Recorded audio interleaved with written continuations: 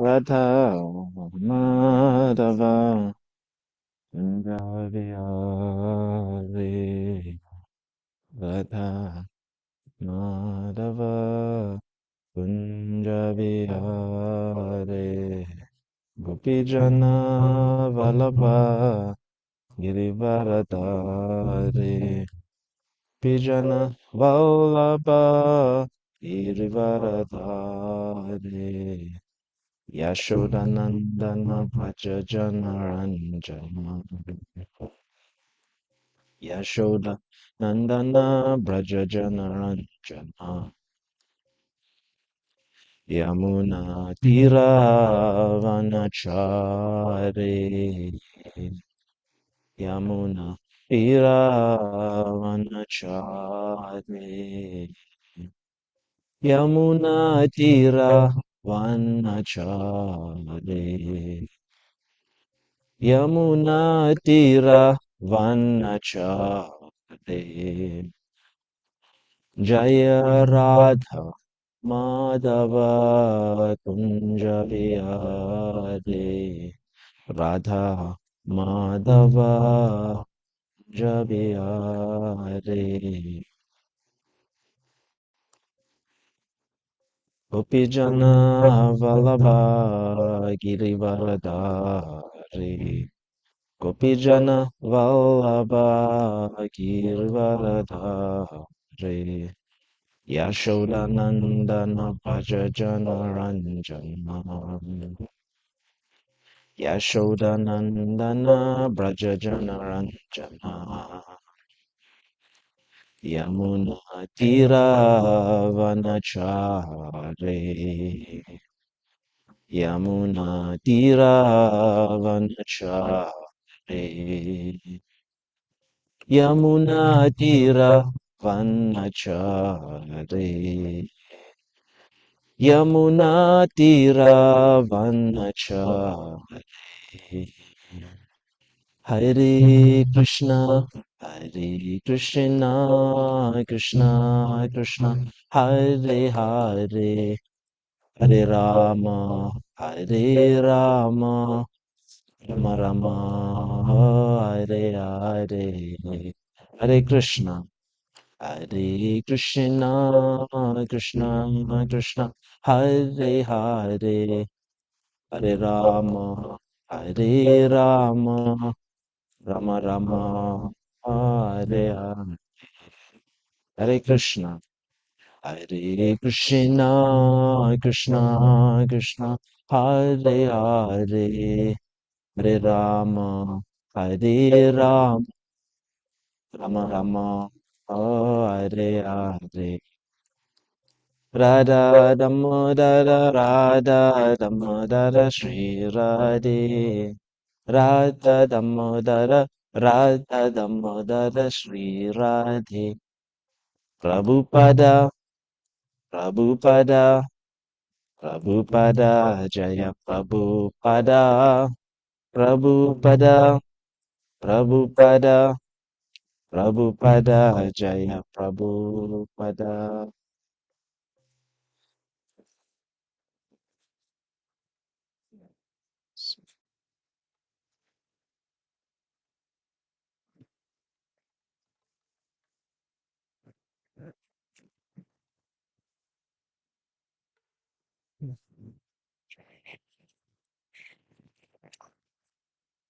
Om Namo Bhagavate Vasudevaya. Om Namo Bhagavate Vasudevaya. Om Namo Bhagavate Vasudevaya. Hare Krishna, dear devotees. Welcome to this morning Srimad Bhagavatam class. So we are speaking from the sixth canto, Prescribed Duties for Mankind, chapter 11. And we're going to be reading from text 6 through to 18. That's where we encounter a purport. Okay.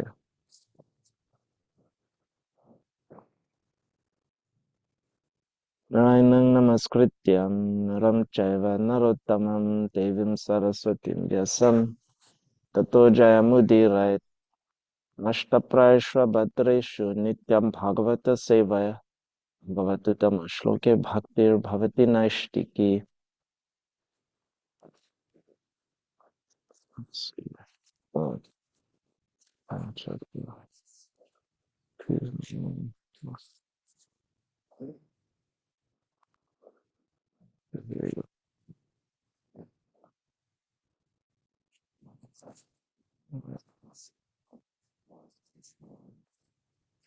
Evam suraganan krudho visam vapusha ripun vyanadat sumaha prano yena loka vichetasaha. Gurudev Goswami said, Vitrasura, the angry and most powerful hero, terrified the demigods with his stout and strongly built body. When he roared with a resounding sound, nearly all living entities fainted. Dena devagana sarve vritra vispotanena vai Vaitur murchita bhumao daiva janina hataha. When all the demigods heard Vritrasura's tumultuous roar, which resembled that of a lion, they fainted and fell to the ground as if struck by thunderbolts. Mamarda padyam sura sanyam aturam nimi nimilitaksham ranarangadurmadaha Rankampayan udyata shula ojasa nalang vanam yuta patiryaton madaha. As the demigods closed their eyes in fear, Vitrasura, taking up his trident and making the earth tremble with his great strength, trampled the demigods beneath his feet on the battlefield, the way a mad elephant tramples hollow bamboos in the forest. Vilokyatam vajrataro yamarshita Swasatrave Nitravate Mahangadam Chikshepatam Apatat Im Sudu Saham Chagrahavamena Karena Lilaya.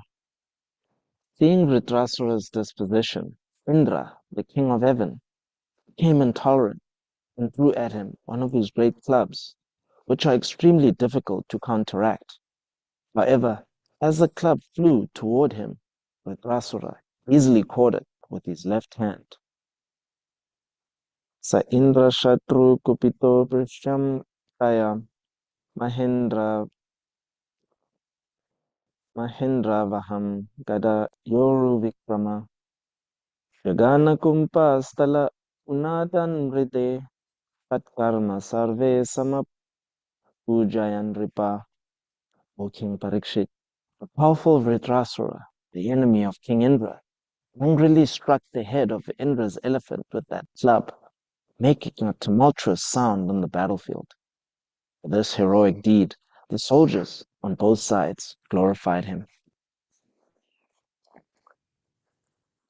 Airavato vitragadam pingrishto vigurnito dri ulishahato yata papasarad binna mukasa hendro munchan asrik sapto danur brishartaha.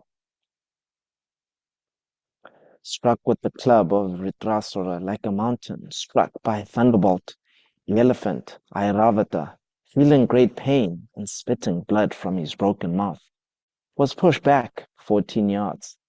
In great distress, the elephant fell with Indra on its back.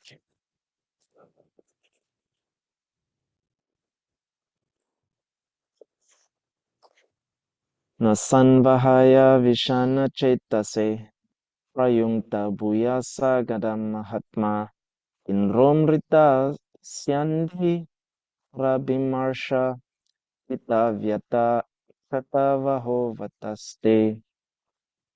When he saw Indra's carrier elephant thus fatigued and injured, when he saw Indra morose because his carrier had been harmed in that way, the great soul Vritrasura, following religious principles, refrained from again striking Indra with the club. Taking this opportunity, Indra touched the elephant with his nectar-producing hand, thus relieving the animal's pain and curing its injuries. Then the elephant and Indra both stood silently. Satam ripendra hava tam yaya ripum vadrayudam bhatrihanam vilokya smarangscha tat karma risangsang angha shoke namohena hasan jagada. O king, when the great hero Vritrasura saw Indra, his enemy, the killer of his brother, standing before him with a thunderbolt in his hand, desiring to fight, Vritrasura remembered how Indra had cruelly killed his brother.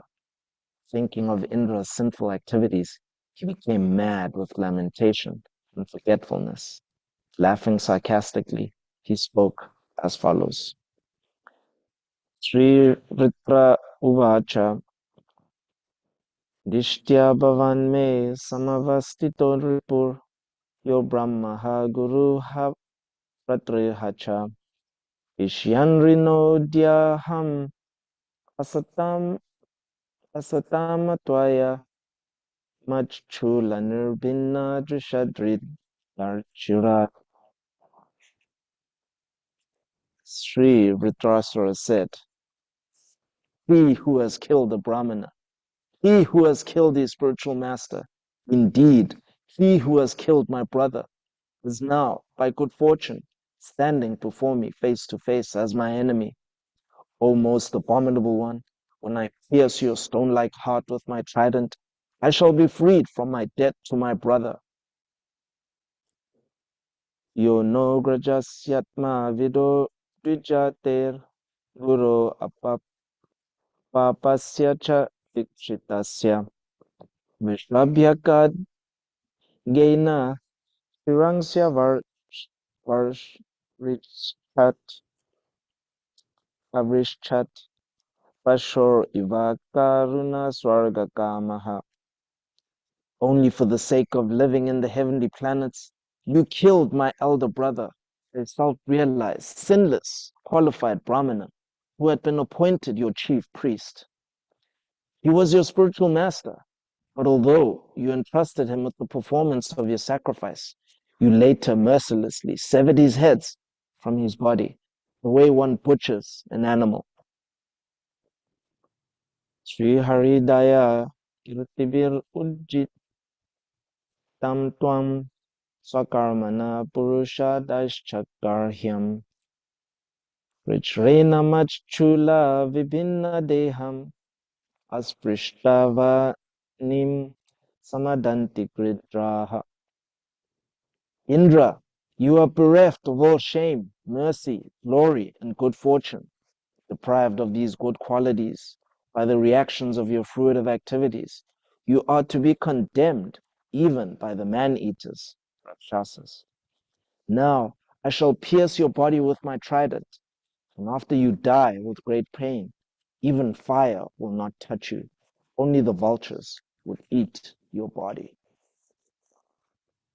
Anyenu ye tweha nri sangsam agya yat udya tastra praharanti mahyam yarbhutanatan saganan nishata trishula nirbhinna galarya jami. You are naturally cruel. If the other demigods, unaware of my prowess, follow you by attacking me with raised weapons, I shall sever their heads with this sharp trident. With those heads I shall perform a sacrifice to Bhairava and the other leaders of the ghosts, along with their hordes. Adohare me kulishena vira harta pramat yaiva shiro yadiha tatran rino bhuta valim vidhaya Manasvinam Padaraja Patsye. So we reached the verse for today. So would anyone online like to read this verse? 6, 11, 18. Ato hare me sulishena vira Marta Ramat Tayaiva Shiro Hariha Tatrangrino Bhuta Balim Vidhaya Manas Vinam Pada Raja Prapatye. Thank you, Prabhu. Anyone else like to try?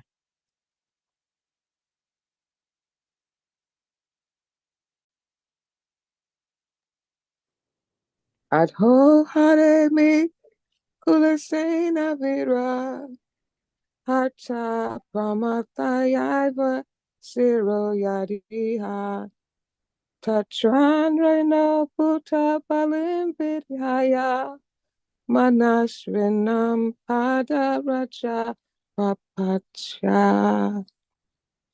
Thank you, Ma. Anyone else like to try?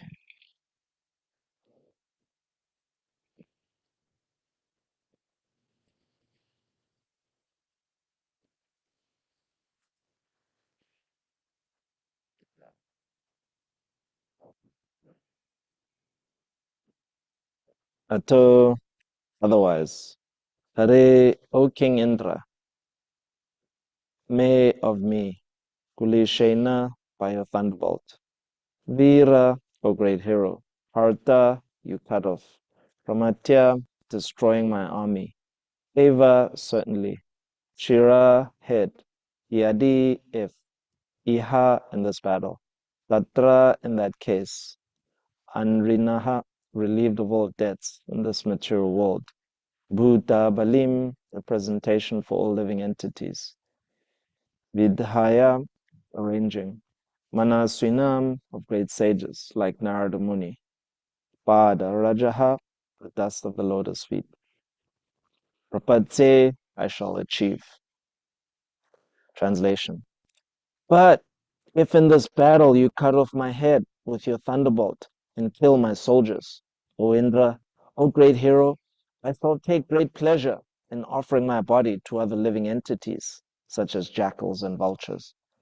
I shall thus be relieved of my obligations to the reactions of my karma, and my fortune will be to receive the dust from the lotus feet of great devotees like Narada Muni.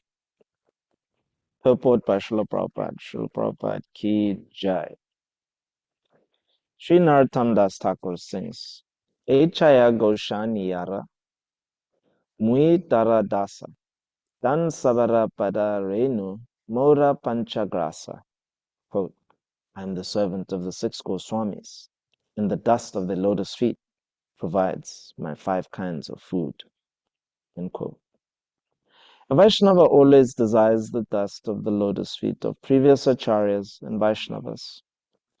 Rudrasura was certain that he would be killed in the battle with Indra, because this was the desire of Lord Vishnu. He was prepared for death because he knew that after his death, he was destined to return home back to Godhead. This is a great destination, and it is achieved by the grace of a Vaishnava. Chadiya Vaishnava Seva Nistara Payeche Geba. No one has ever gone back to Godhead without being favored by a Vaishnava. In this verse, therefore, we find the words Manasvinam Pada Raja Prapatsye. I shall receive the dust of the lotus feet of great devotees. End quote. The word Manasvinam refers to great devotees who always think of Krishna. They are always peaceful, thinking of Krishna, and therefore they are called Dhira. The best example of such a devotee is Narada Muni. If one receives the dust of the lotus feet of a Manasvi, a great devotee, he certainly returns home back to Godhead.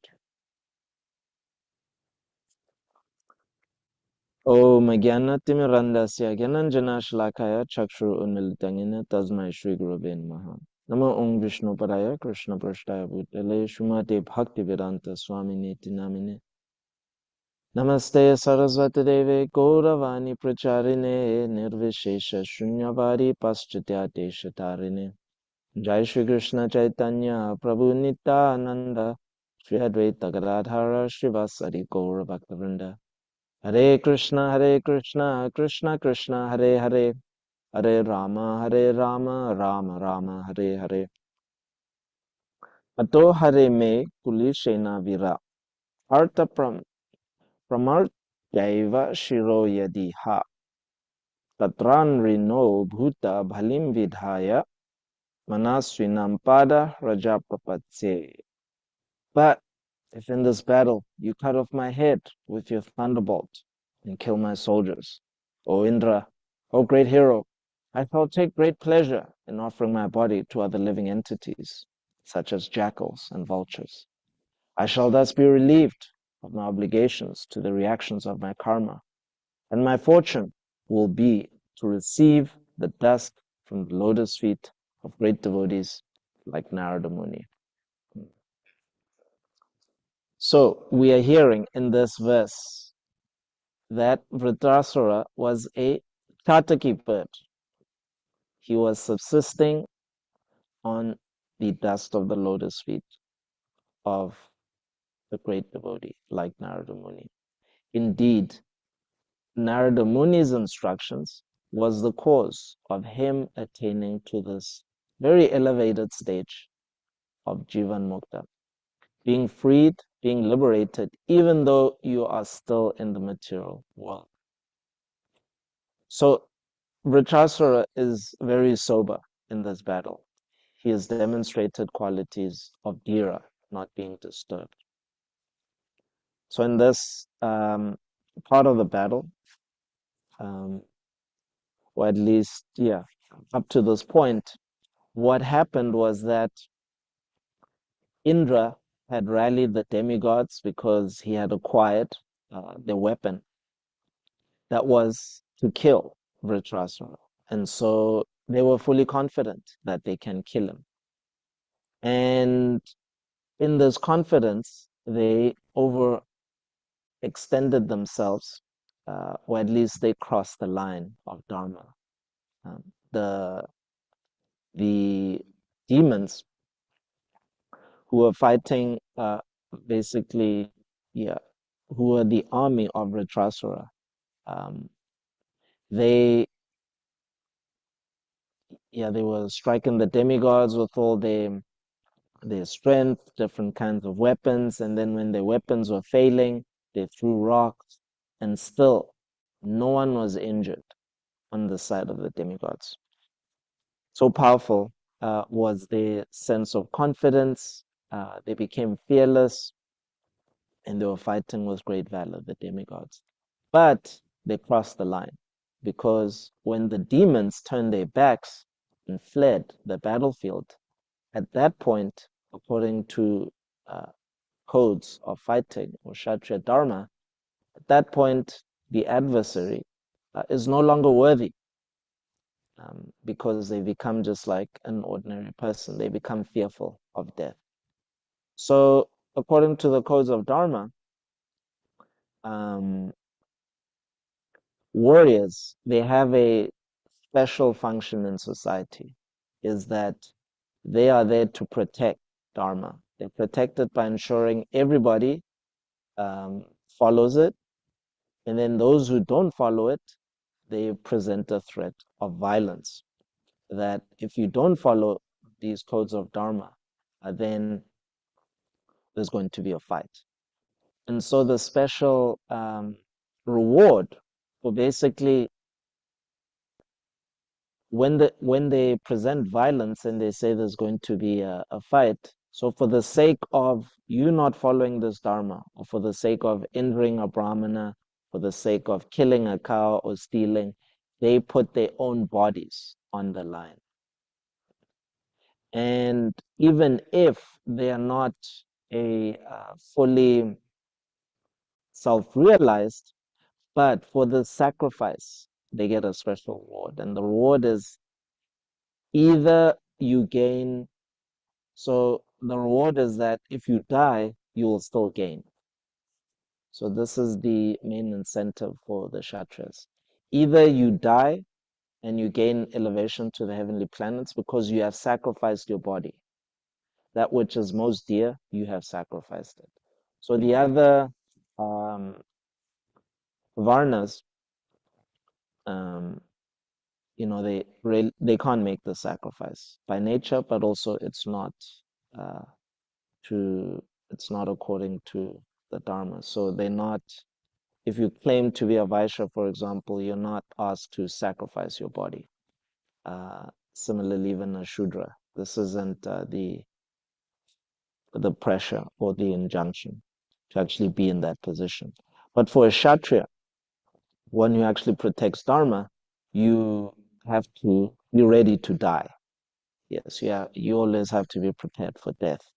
And the incentive, either you go to the heavenly planets if you give up your body, but if you conquer your enemy, then you gain their riches, their treasury, and you expand your kingdom. So this is the special facility for being a Kshatriya. So the demons, they had become fearful. And so once you turn your back as a Kshatriya, you become, yes, you fall from your status. You can restore yourself, but the other warriors will never forget. In fact, in quote unquote the trash talk of a Kshatriya, or when they are basically putting each other down. Because remember, fighting is not just like physical. To conquer your enemy, you also have to psych them out. So if they become too angry, then they can become deluded. As Krishna says, one becomes deluded in the Bhagavad Gita, and then when this delusion arises, there's bewilderment of memory. So if as a warrior you become deluded, then your memory can get diluted, then you can actually forget your mantras. And if you forget your mantras, it's a reduction of your power. So it's not just out of pride that the Kshatriyas, before they, about to launch weapons to an enemy, that, there's just like these soliloquies where they put the other fighter down through various insults. And the insults usually, for them to like be striking to the heart, they have to be based on facts. What the other warrior did, sinful activities, what they did, um, how they failed to actually uphold Dharma. For it to really be striking, it has to be based on fact. So they are causing them to either become too angry or to become morose. And so that state, that emotional state, if it becomes too much for a Kshatriya, then it actually reduces your power because you forget your mantras. Um, and so that's really what they're trying to do, is win the war psychologically, win the battle, the one-on-one battle psychologically. So, so the demigods, they cross the line in Dharma, in that they continue to fight with opponents that are turned their backs, right? So that's a discretion. And Indra, as their commander in chief, did not prevent them. So he is responsible, um, because he's commanding the entire phalanxes of the army. And so Vritrasura, in his monologue here in soliloquy, he is saying, "You are responsible for this transgression." And then more egregious is um, the original discretion. The original act of sinful, the root of this entire battle and the root of Vritrasura's appearance is that he killed his own spiritual master. So first he offended his original spiritual master, which was Brihaspati, And then Vishwarupa accepted him out of great respect, um, accepted his request to actually execute a sacrifice so that he can regain the heavenly planets. And he actually did that. So Vishwarupa gave them the Narayan Kavacha shield, and he actually did that.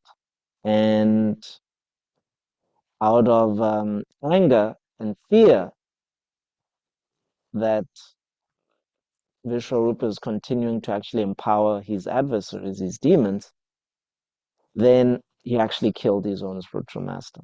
So so Vishwarupa had assumed the position now of the spiritual master to Indra, and Indra killed him mercilessly. Um, and so that was the actual quote unquote mad elephant offense that he committed twice. One to Brihaspati and then to Vishwarupa, which was even more egregious. Yeah. And so then, after he did that, then he underwent some reactions, um and then we read about those kinds of reactions. But now he committed a third one, and that is he didn't stop his soldiers from fighting Kshatriyas who had turned their back. And so um Vritrasura could have said, well, because he committed all these egregious sins, then I have pushed his elephant back. His elephant is becoming incapacitated. So he caught the trident, and then as we were reading, and then he hit the elephant so hard that the elephant went back and was completely injured. And so, without a carrier as a Kshatriya, um, yeah, you become very compromised. Your mobility on the battlefield becomes compromised because Airavata is not only just like a horses and a chariot, but he can also actually fight as well. So an elephant carrier, yeah, provides that dual function. Um, yeah, so it's a pretty powerful carrier. And Vritrasura, he fought this formidable weapon of Indra. It's like the description is these Kshatriyas are so powerful that when they throw a club at their opponent, it's like a meteor.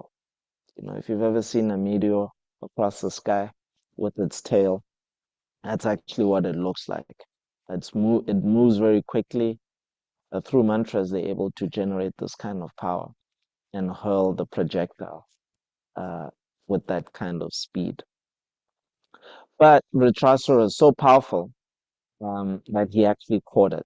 Not with his right hand, because usually they right dominant at these Kshatriyas. He caught it with his left hand, just as Krishna reduced Indra's pride by saying, I'm going to, your disturbance to my devotees here in Vrindavan, I'm going to take care of it with the pinky on my hand. I don't need like weapons. I can just lift Govardhan Hill and just hold it. So it's a bit like that. But of course, Krishna's it's in its own category in terms of resisting Indra's attack. So he did that, and then he pushed it back. And then at that point, he could have actually continued fighting, and he would have gained more dominance over Indra, and he probably could have killed him. Because you'll read on later on the weapon. So a weapon, yes, okay, it's sufficiently powerful to kill the enemy, to kill Vritrasura. But Vritrasura is so powerful that he actually dislodged that weapon out of Indra's hand. So once it's dislodged, it becomes impotent. It can't be used, and so actually Vritrasura could have overcome Indra. So you'll see on two occasions, Vritrasura could have overcome Indra and actually killed him. He was more powerful. But because he's a great devotee, thy will be done. Who's thy? That is Vishnu. The Lord actually wanted um, Indra to actually win. That's what the Lord wanted. And so Vritrasura he's a devotee of the Lord. He demonstrates that, no, I can actually kill you. I'm from my devotional service, I'm more powerful than you. I can actually kill you. But because the Lord wants you to kill me, okay, you can kill me. So Indra is seeing twice the glory of devotional service. First of all, how did he get that weapon? He got it from a devotee, Dadichi, sacrificing his own body. And now he's going to get Sargaloka, the heavenly planets, from Vritrasura, sacrificing his body again in battle. Indra knows this Vritrasura, he could have killed me twice. He knows. So, yes, I am going to become victorious, but actually it's by the sacrifices of these great devotees, and it's by the favor of the Lord. The Lord has favored us as the demigods to regain the heavenly planets. And because the Lord has favored us, his servants, the Dichi and Ritrasura, they're going to allow it to happen. And they're going to show that, no, we can actually, we have the independence. And we can show you that even though you think it's a done deal, we can show you that, no, it's not quite a done deal. Just like the Dichi, he initially said no to the demigod's request. And also Vritrasura is going to show Indra that, no, I can actually kill you, but I'm not going to. So this is the glory, the transcendental qualities of Vritrasura, according to the name of this chapter. And so here we're hearing about the quality that he subsists on the mercy of the Lord. Prabhupada is quoting Gautam Das Thakur, "I'm the servant of the six Goswamis, and the dust of the lotus feet provides my 5 means of food." So a Chataki bird, as we hear in the Nectar of Devotion, it's a bird that only drinks from the cloud. So it never drinks water from the ground. So it wants to get the pure substance, because water in the cloud, it has it's able to actually be in that state because all impurities, it's been purified of all impurities. So as it evaporates into steam, no dust is present in the molecule. So it's completely pure. And so when it rains, it's in its most pure state before it touches the ground. So similarly, the great devotees like Narottam Das Thakur, they subsist on the dust of the lotus feet of the previous acharyas. So this is the pure thing. Now, how do they subsist? And Prabhupada said the word here is manasvinam. Refers to great devotees who always think of Krishna. So this Vishnu Smaranam is pretty powerful. It's actually the most powerful force in all of existence, to remember Krishna and never forget him. It's so powerful that this becomes the thing that propels you, as we were discussing last week, through the Van Allen radiation belt, which is really, it renders the Earth planet a prison. You can't get out with technological spacecraft because of this radiation belt. Propels you out. You can move through the heavenly planets, go to Brahma Loka, move through that, and you can go through the coverings of the material universe, which, we heard in the 5th canto about how each layer is 10 times thicker. And you can go through the causal ocean, and then you can go through the Vaikuntha Lokas and go to Goloka Vrindavan. It's so powerful. It's a propellant that is imperishable, lifetime after lifetime. It accumulates, in the body. So we are seeing in the subtle body. So here, Vritrasura, so we know in terms of the science of the transmigration of the soul, what accompanies the soul is a subtle body. And the soul is composed of the mind and the intelligence and the ego. So this Vishnu Smaranam when you're actually remembering the lotus feet of the Lord, subsisting on the dust of the lotus feet of the Vaishnavas, remembering their mercy upon you, remembering the pastimes of the Lord, remembering the qualities of the Lord, it's actually going with you. So this is your actual wealth, transcendental knowledge. So yes, that's why it's an injunction for all of us, and we are encouraged every day, and it's part of our culture, to always hear the messages of the Bhagavatam. Nityam Bhagavata Seva. This is the actual um, payoff, daily payoff. So sometimes we may be feeling a little challenged in devotional service, or um, you know, working longer hours than usual, trying to do the service. There's so much cleaning to be done.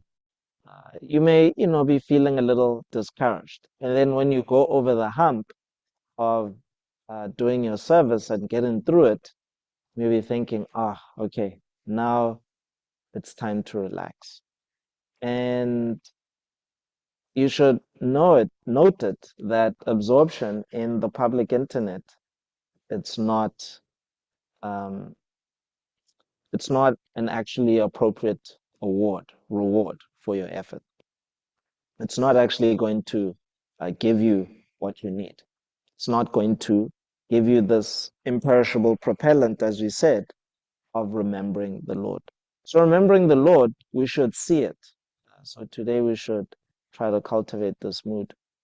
See it that actually this is the great reward in devotional service.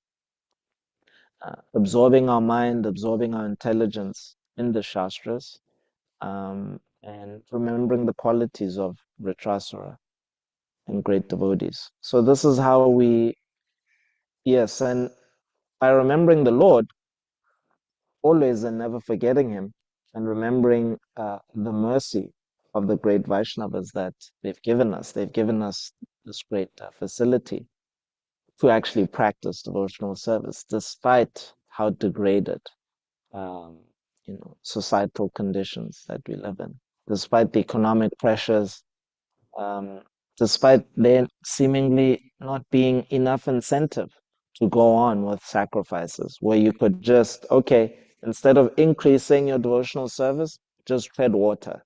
You get to a certain point, like, okay, I can maintain my 16 rounds now, and then I can maybe read for this amount of time. But the other, hours of the day, hey, you got to do what you got to do. You have to pay the bills. To pay the bills, you have to spend so many hours. So you can be feeling that way, that um, it's difficult. But the previous acharyas are calling us to know, always expand the envelope of devotional service. And this is how you actually increase the intensity of remembering the Lord. This is how you actually come to the platform of becoming Manaswi. You yourself will become a great devotee if you remember other Manaswinams. Because you'll soon learn the secret to Vritrasura is that um, by the instruction of Narada Muni, he became a great devotee and he actually exhibited these qualities. He was able to carry it from his previous birth as Chitraketu to then Vritrasura because of this mercy. So, so whatever the advancement you gain now in this period of your life, being here at Gita Nagari for the full-time residents, for the devotees on the call, we're in a good period. This is a good state of our lives, that we're still able to come before Radha Damodar, pray to them. We're able to come and attend, um, Bhagavatam class. Those of us, who live here, we're able to render devotional service. So this is your wealth. This is your wealth, and you'll carry it into your next lifetime. Because as I said, as we know, it actually accumulates into your subtle body, and you'll remember it. Um, and so, yeah, so just as they say, let thy food be thy medicine. So the dust of the lotus feet of the devotees, they're helping us cure this disease of um, misidentification of the body. So when we see, for example, a kshatriya, like the demons, they ran away in the battle. You will see this misidentification manifest three levels of ignorance that we spoke of. There's tamisram, under tamisram, and tamas. So this uh, tamisram is a type of anger towards the Supreme Lord of wanting to enjoy. It's really this persistent attitude of wanting to enjoy the body and become and enjoy yourself. Under Tamisra is that death is the end of everything. And then Tamas is that I am this body. So when you are always remembering the Lord, these layers of ignorance become inactive. So even though you have a material body, you can attain to this Jivan Mukta status because one, you're remembering the pastimes of the Purushotam, the actual enjoyer, the supreme enjoyer. So that counteracts the Tamisra. Then the under Tamisra, it's counteracted by seeing. So you're remembering Krishna, you're remembering Krishna is always surrounded by his devotees, and you are remembering that in a spirit of devotion, and you remember, oh yes, Krishnera Swarupoy, Jivera Swarupoy, Krishnera Nityadas. I am also a servant. So even as you're replaying pastimes of the Lord, you also know that you can also participate in that, right? So that counteracts the under Tamisra because death isn't the end. I'm a servant, and I'll always be a servant of Krishna, and so death won't kill that. And then the tamas is that uh, while there can be attachment to the body, but it's decreasing. So, and the misidentification is decreasing. Um, you're practicing devotional service. You're remembering how you did your service. So this Vishnu Smaranam counteracts all these layers of ignorance. And therefore, even though you're not fully established in the status of a Jivan Mukta, but you actually get the benefits of it. And this is uh, this is yeah, benefit through the subsidence of this Tamisram under Tamisra and Tamas. So yes, in the preceding days, next week Tuesday, it's the divine appearance of Advaita Acharya. And so he's a great devotee and great devotee of the Lord, an incarnation of the Lord's plenary expansion, Mahavishnu. And he's also responsible for giving us this facility. He called upon Lord Chaitanya to actually come, and the Sankirtan movement was established 500 years ago because of the loud cries of Advaita Acharya. So, yes, we have a great deal of subject matter to remember and stimulate this remembrance of the Lord. And in this way, yes, we can actually manifest and even experience some of the transcendental qualities of Ritrasura.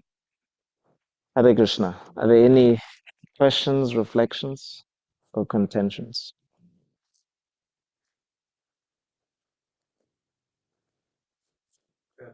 Yeah. Okay. Yeah. Yeah.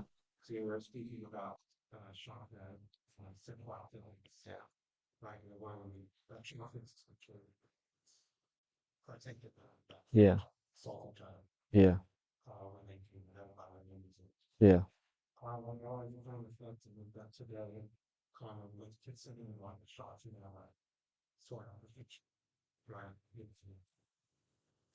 police officer was relating with people, etc. Yeah. If you're a police officer, for example, you have to enforce all rules, Yeah. which might not be written by someone else that volunteers. Right. Then, on the other hand, we accuse the legal the only people who are left to protect the citizens, who care. Right. Yeah. So I guess how in like a modern context, Yeah. how do you use against nowadays that like for those and just people in general who want to avoid, who have like the desire for the challenge, Yeah.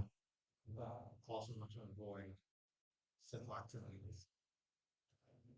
Yeah. It's difficult. Damned if you do, damned if you don't, That's a situation that these jivas find themselves in. Um, I guess, yeah, even the same problem is there, even for a devotee as well, in that how do you practice devotional service in this age of Kali? Um, yeah, I think this is why, a guru is always required to actually navigate these complexities, because even with Dharma, as like we were speaking about a few weeks ago, citing the example of the person who would always tell the truth regardless. And when highway robbers asked him these people, where they were, and he just told the truth for the sake of it, he actually went to hell. So I think, yeah, it's the same even with a devotee as well. Complexities arise. Well, if I, preach in this way, then my sadhana is being compromised. I don't know how to do it. And so the guru points the way. And when he points the way, he's actually giving you the means on how to go about traversing that path.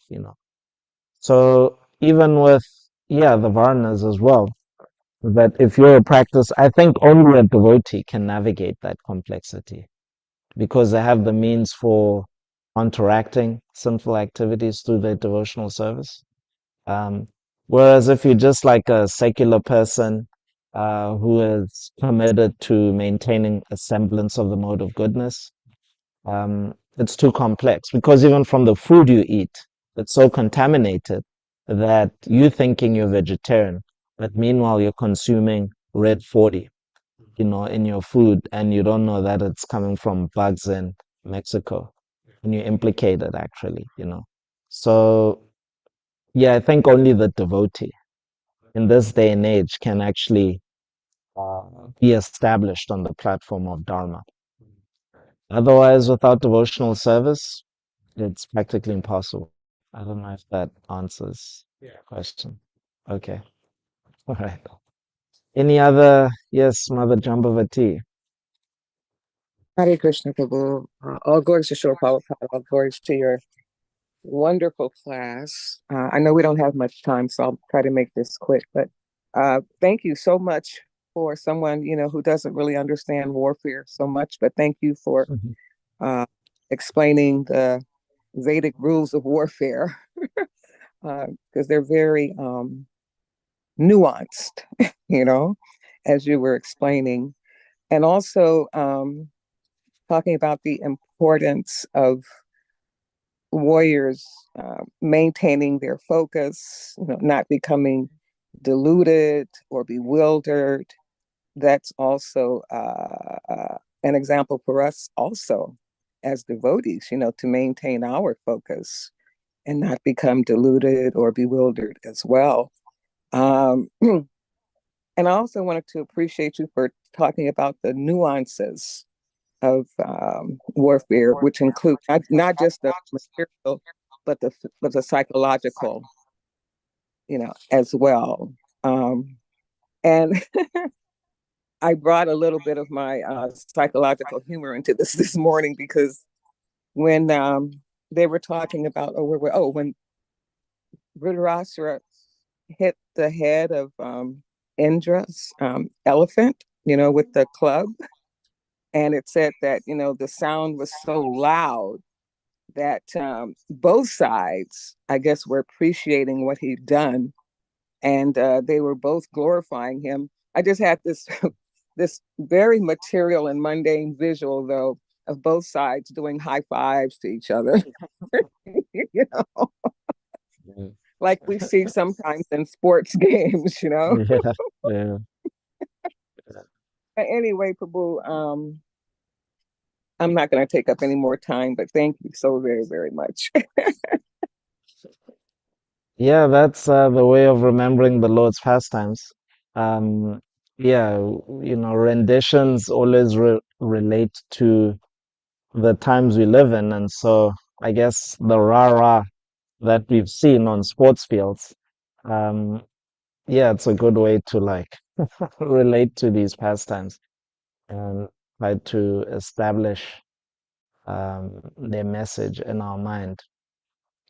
But yeah, there's great deeds that these kshatriyas perform. It's indicative of, where the power comes from, and Vritrasura's power comes from actually being righteous and always adhering to Dharma. But the highest level of Dharma, as we know, is Sarva Dharman Parityaja Mamekam Saranam Vraja. So to give up all varieties of Dharma and just surrender to Krishna.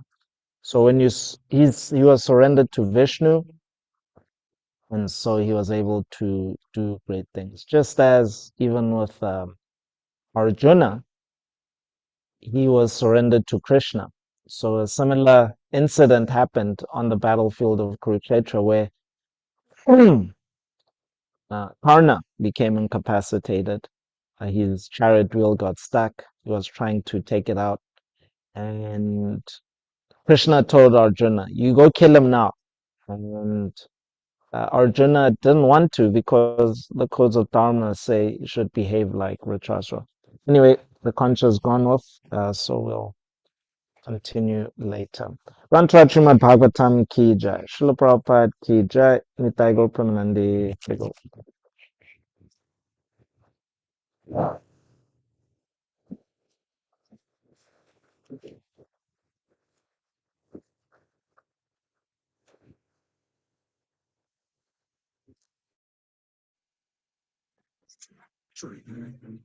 Ki jai.